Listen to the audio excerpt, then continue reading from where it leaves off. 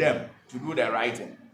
Our learners also have decided unilaterally to go out for songs.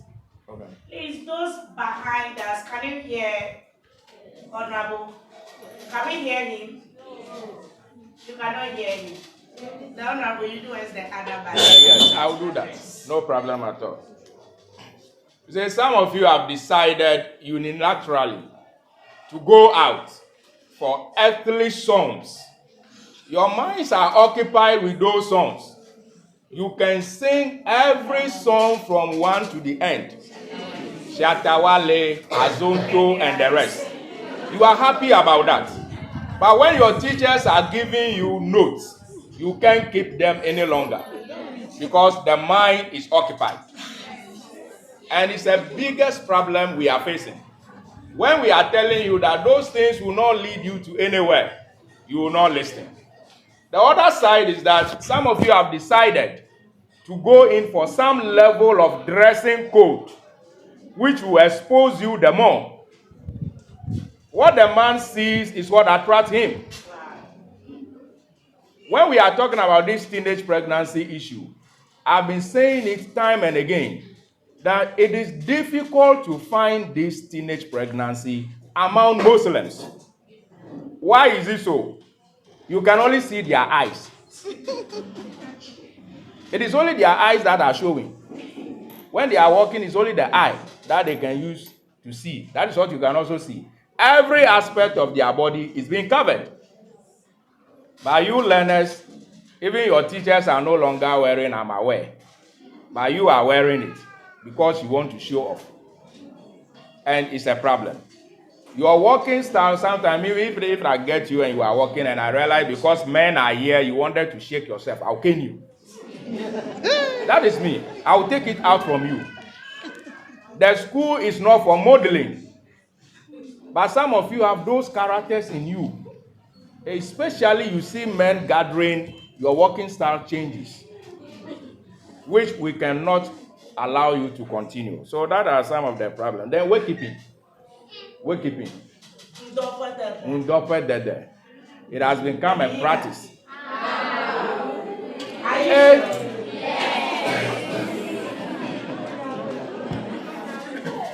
Even Mama is confirming it, that you have been going. Yeah, most of you decide to enjoy this kind of things. Instead of saying they even plan the funeral. They plan it. That is it. Every the cops will be coming. Exactly. In those days, even before you move closer to an ambulance, you are afraid. But today, you are the very people that will come and take the dead body from the ambulance, which is not helping us. So your attendance to wakekeeping and the rest, you have to look at it. And the evil talks from you yourself. Whatever you say is what you become. Whatever you say is what you become. And I'll plead with you. I'm not here to indoctrinate you though, but the best thing your parents can do to you, if it has not been done yet, is to give you Christ. If you can go that Christ-like way, at least, although even in the church we are seeing problems. I'm an elder, I know what is happening in the church. But at least it's better. So these are some of the problems I can pinpoint for now. So please, what are some of the policies or initiatives that can help overcome these challenges? Good. Since you are with NAT, and sometimes NAT is also part of the policy makers, or you make an input on how these learners can be shaped. What are some of the policies that you think that we can use to overcome these challenges with the learners? All right, thank you. It's just very unfortunate, although not as a union, we make suggestions, but our suggestions are not binding on government. It's more or less like an advice. Now, there are policies that need to be implemented in our schools. One, you see, this school feeding program that we are doing is good, but it is not being targeted at the right places. The politics in it has spoiled the entire program. Now, education is free, is a nice policy. But leaving it entirely free, of which parents will no longer be responsible, is also creating a problem. The child is thinking that I'm not taking any money from my father. My father is not doing anything for me. So when the parents give instruction nowadays, what are you doing for me? So this kind of things needs to be looked at. Now, government should be able, in one way or the other. For me, I always speak for my colleagues. We teachers being with you always, I can assure you 100%. If government continues to treat us unfairly, we will continue to give you half-baked bread. That is a fact. So the policies of government should be directed towards teacher motivation. And sometimes when your teachers are about to correct you and they make mistake, then your parents will take a hell out of us. As I come here this morning, I was called, a teacher has been arrested at the police custody now. What was the offense? The offense is that the child refused to come to school yesterday. And upon finding out, they realized that the child left the house and visited a boyfriend. The teacher decided to discipline that child. He or she. We want to know that It's she. She. It's a female. Then a male teacher decided to punish. Then after that, a female teacher also said, no, what you have done is wrong. We have been talking to you not today. Then they also came again. Unfortunately, the cane touched the body of the child. And there is a cut. This child left the house quickly to the boyfriend's end. They packed themselves. What surprises most is that you learners, I don't know what you gain from these weed smokers. And I don't get it. Those are the people you follow. Not any correct human being, excuse me of my language. And they came to the school premises to cause a riot. The teachers tried to contain them. Then the parent decided to go in for the police that there is a policy that thou shalt not cane my child. So as I'm speaking now, my teachers are in the custody. And right from here, I have to go there and make sure that I talk to the police. Okay, my secretary should go and get them bail. Then we take it up. If your parents continue these things, a time will come, even when two of you are fighting here, we'll be here, Pippin, continue. Are you tired?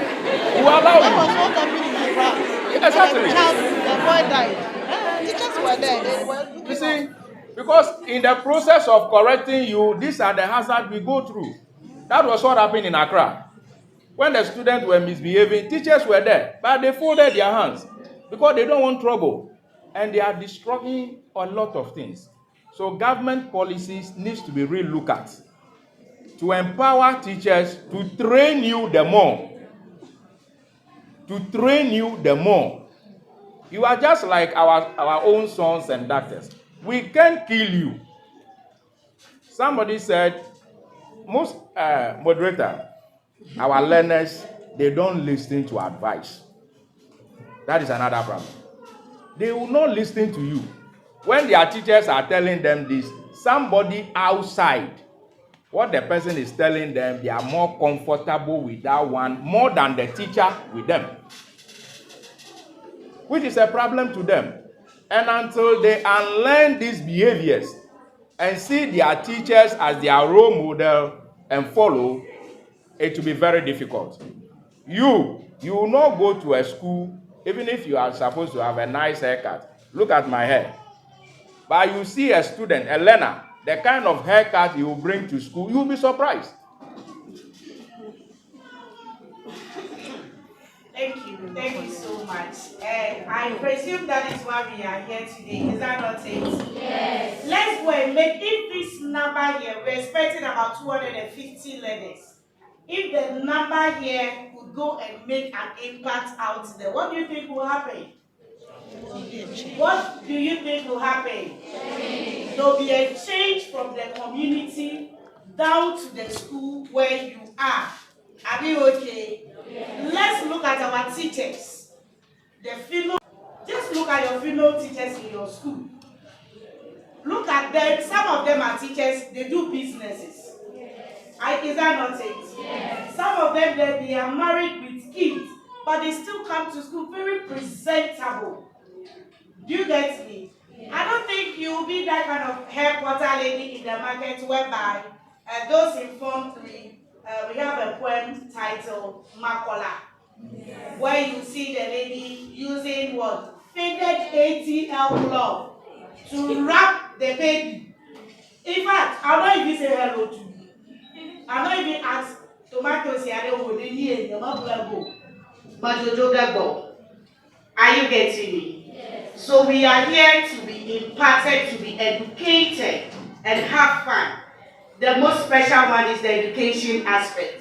Let's make a very good effort by learning something today. Are you okay? Yes. Auntie Francisca, I'll be coming to you chiefly. And we know many women are unaware of the risks of cervical cancer. Why is it important to raise awareness?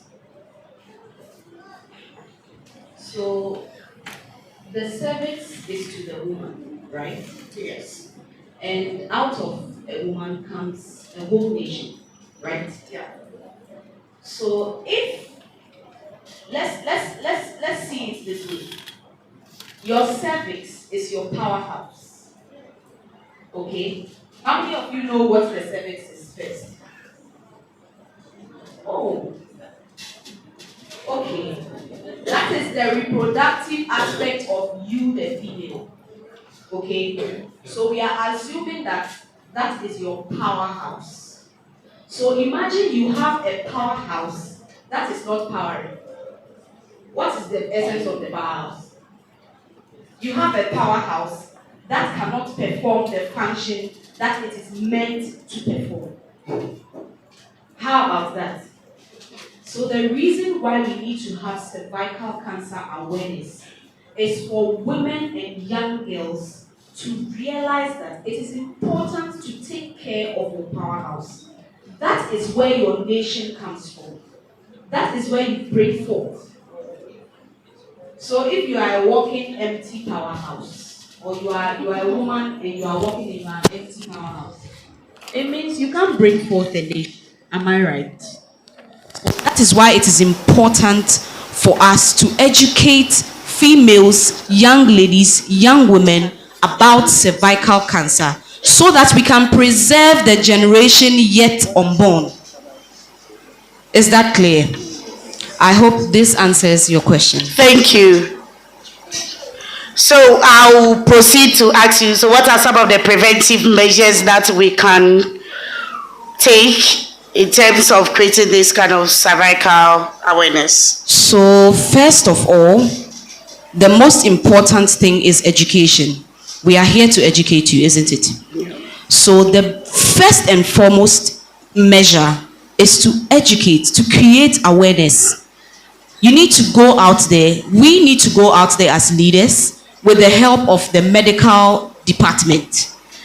Educate people about create awareness, educate people about the causes, the effects of cervical cancer and how it can be reduced or curbed. You get it? Sometimes this cervical cancer is not majorly a fault of ours, in a sense that it's not us, but it is no fault of ours as in our doings. Sometimes it is from the fact that we are women and we have hormonal issues, okay? But at other times, it is also because of certain activities, such as introduction of certain materials within us. For example, is douching, okay? You go out there and they tell you, oh, there's this feminine wash that can help you keep the place scented. Now remember, we are all above 15 here, right? Is anyone here 14? Do we have 14 here? Okay, so you studied reproductive health in school, right? Yes. Yes, so it is okay for me to say the vagina. The vagina is your female organ. You are supposed to take care of the vagina. Do not let anybody deceive you by saying, oh, there's this feminine wash that can keep the place, it will smell so nice. The vagina does not smell like a perfume, please. The vagina has its natural way of cleaning itself. And we can help this by using clean water. Don't introduce yourselves to chemicals and products that tell you we want to keep the vagina clean and fresh and smelling like a perfume house. It is not a perfume house, please. It is not. So sometimes the contents of these products is what causes cervical cancer. Apart from the natural issues we have as women, there are other ones like these products that we use. Okay? Keep yourselves clean. Remember, the Bible says next to godliness is cleanliness. So clean yourselves. Keep yourselves clean. The best you can do for yourself is to wash your reproductive parts with clean water. Don't go about buying feminine wash, feminine words. It is not necessary. The vagina will clean itself by you helping it with clean water. Changing your panties frequently. Not using one pad one day. At least for a maximum of 8 hours, you need to change your sanitary pads. Am I lying or I'm telling the truth? Yes, it is best to keep yourselves clean. You don't need to introduce foreign materials there now. Right now, because of the use of social media, you people have to see a lot over the internet. They introduce you to so many acts, which is not right. Allow your vaginas to breathe. Please, let the reproductive organ breathe. And like mommy said, close your legs. Please, close your legs. A virtuous woman is one who carries herself well, closes her legs, and earns respect from the community in which she finds herself. But if you don't close your legs, how do you earn your respect? If every man can tell you, oh, as for me, I have this girl, I have, in fact, me and her, we have done something. It doesn't earn you any respect. So please, learn to close your legs, as mommy said. Okay? Thank you. So in order for this to reduce, first of all, you clean yourselves and watch the kind of products you use, and also do well to educate other people with the little you have learned. Okay? Okay, thank you, Auntie Francisca. To follow up with, we know for cervical cancer, the screening is expensive. How can community leaders or policy makers make this accessible to women? Okay, so I am not a health educator, but the best I can do is to collaborate with my mama, our queen mothers, and our leaders in the community to educate people by bringing on board people like Auntie, because she is in the health sector. You bring people on board. We should be able to come up with collaborations that could bring the professionals or the needed talents on board to educate these people. Secondly, we can also help by talking to our leaders to move a step further, to go to those above them, to bring on board the skill. Sometimes our community leaders don't have it all. It might entail the health sector or the health, what do I call it? The health authorities. Yes, that's the right word. The health authorities. Our leaders can specifically move a step further by involving the health authorities, by so doing, broadening the education. Thank you. Thank you so best much. we can do. Thank you so much. Can we give her a hand of applause, please? We move to our final panelist for today, Mama Maggie. You've already commented a lot for us. you're going to help us to digest more into menstrual health